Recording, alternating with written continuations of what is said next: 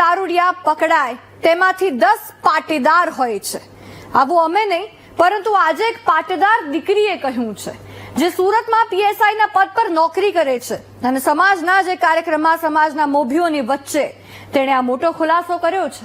શું કહ્યું પાટીદાર સમાજની દીકરીએ, આવો આપને પણ જણાવીએ। સમાજના યુવાનો દિશા ભટક્યા છે। અમે અમારા ટાર્ગેટ ઉપર નીકળતા હોય છે કે આટલા કેસ આજે કરવાના છે, એમાંથી 15 છોકરા લાવ્યા હોય, એમાંથી 10 છોકરા પટેલ સમાજના હોય છે। 15 પીધેલા લોકોને પકડીએ તેમાં 10 પાટીદાર હોય છે। આજુબાજુના વ્યક્તિ પણ અમને એમ કહેતા હોય છે કે સાહેબ તમારો સમાજ છે, તમારો સમાજ છે, કેટલી શરમ આવે। આવું અમે નથી કહી રહ્યા, પરંતુ પાટીદાર સમાજની આ દીકરી કહે છે।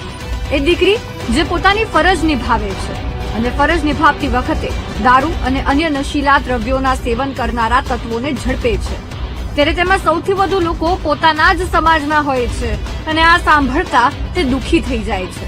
એટલું જ નહીં, તેને સૌથી વધુ દુઃખ ત્યારે થાય છે જ્યારે પીધેલી હાલતમાં ઝડપાયેલા યુવાનોને છોડવા માટે સમાજના જ મોભીઓ તેને ફોન કરે છે। જરા સાંભળો તે દીકરીએ સમાજના મોભીઓ વચ્ચે દિલ પર પથ્થર મૂકીને શું કહ્યું। હું તમને સરથાણા પોલીસ સ્ટેશનની વાત કરું। સાંજે અમે લોકોનું કામ છે કે સૌથી વધારે નશાની હાલતમાં હોય એમના કેસ કરવા, એટલે અમે અમારા ટાર્ગેટ ઉપર નીકળતા હોય છે કે આટલા કેસ આજે કરવાના છે। એમાંથી 15 છોકરા લાવ્યા હોય, એમાંથી 10 છોકરા પટેલ સમાજના હોય છે। આ વસ્તુ વિચારવાની વાત છે। મને જોઈને બહુ દુઃખ થાય છે કે અને પછી તમે હાથ જોડો છો આવીને કે સાહેબ તમે તો પટેલ છો, તમે તો સમજો। મને કોઈ આવું કે ને એટલે મને વધારે ગુસ્સો આવે છે અને હું એમ કહું છું એને કોઈ પણ ની ભલામણ આવે, કોઈ પણ ની ભલામણ આવે, પણ મારા પટેલ સમાજને તમારે છોડવાનો નથી। એક રાતી અંદર લોકઅપમાં રહેશે ને તો એને ખ્યાલ આવશે કે આ વસ્તુ ન કરાય। ખૂબ વિચારવાની વાત છે મારે। આ મતલબ અત્યારે સમાજના તમામ વ્યક્તિ બેઠા છે એટલે હું કહેવા માંગુ છું કે આ વસ્તુ વિચારવાની વાત છે। શું કામ આવું કરો છો? તમારી પાસે પૈસા છે તો સારી જગ્યાએ વાપરો ને। અને જે સાયબર ફ્રોડના કેસ આવે છે એમાં 50% પટેલ સમાજ હોય છે। શું કામ અવળા રસ્તે ચડો છો?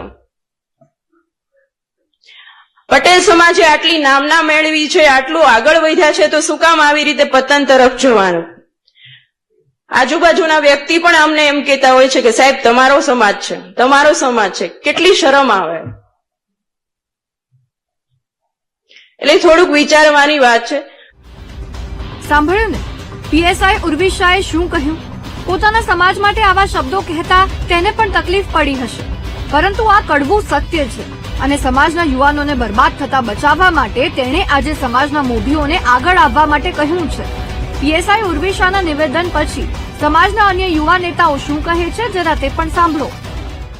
મહિલા પીએસઆઈએ જે પ્રકારે વાત કરી છે એ પ્રમાણે એ વિસ્તારમાં 90% પણ વધારે પાટીદાર સમાજની વસ્તી છે।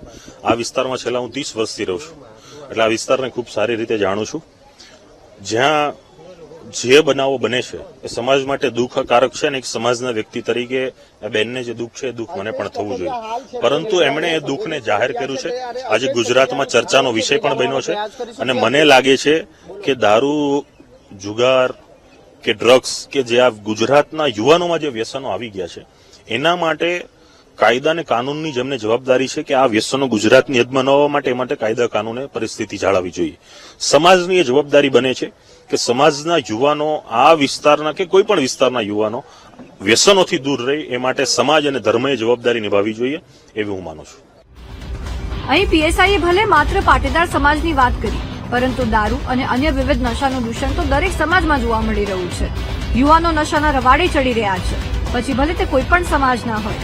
તેવામાં આ દૂષણને દરેક સમાજે સાથે મળીને દૂર કરવું પડશે અને આ ત્યારે જ શક્ય બનશે જ્યારે સમાજના મોભીઓ અને સમાજની સંસ્થાઓ સાથે મળીને અભિયાન ચલાવશે। નશાનું દૂષણ આજે યુવા પેઢી માટે સૌથી મોટું બરબાદીનું કારણ બની ગયું છે। અને આ દૂષણને ડામવા માટે સમાજની દરેક વ્યક્તિએ આગળ આવવું પડશે. પોતાના આસપાસના વિસ્તારોમાં દારૂના અડ્ડાઓ ચાલે છે તો તેને બંધ કરાવવા પડશે. કોઈ દારૂનો ધંધો કરે છે તો તેને રોકવો પડશે. પોલીસે પણ બુટલેગરો પાસેથી હપ્તા લેવાનું બંધ કરવું પડશે. આવું થશે ત્યારે નશાનું ઉત્પાદન બંધ થશે, નશાની ઘૂસણખોરી બંધ થશે અને યુવાનો નશાથી દૂર રહેશે. માત્ર દારૂ જ નહીં, ડ્રગ્સના દૂષણને પણ ડામવું પડશે, કારણ કે દારૂ કરતા પણ ડ્રગ્સનું દૂષણ યુવા પેઢીને બરબાદ કરી રહ્યું છે. આશા રાખીએ કે પોલીસ પોતાની ફરજ નિભાવે કે પછી ન નિભાવે, પરંતુ હવે સમાજ પોતાની જવાબદારી નિભાવવાનું શરૂ કરે. સર્વ સમાજ સાથે મળી આ દૂષણ સામે જંગ શરૂ કરશે ને, અને જો આવું શક્ય બની જશે ને તો એ દિવસો દૂર નહીં હોય જ્યારે ગુજરાત સાચા અર્થમાં નશામુક્ત રાજ્ય ગાંધીનું ગુજરાત બનશે.